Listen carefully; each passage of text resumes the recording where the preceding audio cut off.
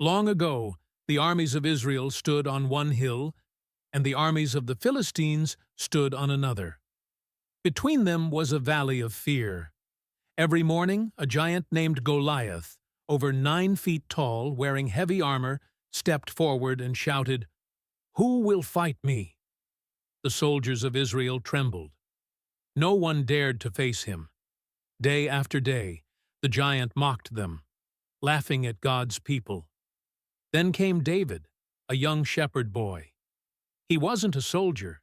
He was just bringing food to his brothers in the army.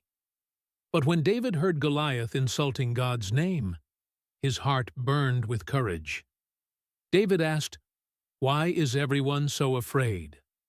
The Lord who rescued me from the lion and the bear will rescue me from this giant too." King Saul looked at the boy and said, "You can't fight him. You're just a youth." But David replied with confidence, "The Lord will fight for me."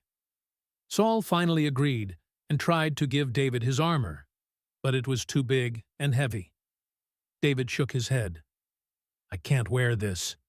He picked up 5 smooth stones from the stream, placed them in his pouch, and walked toward Goliath with just a sling in his hand. Goliath laughed when he saw him.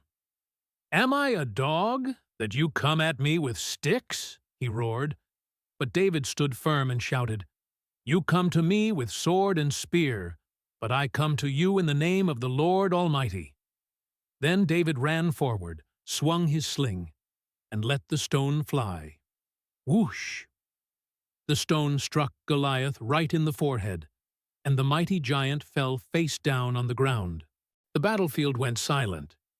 The giant who had terrified everyone was now defeated by a boy's faith.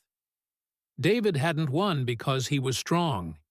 He won because he trusted God completely.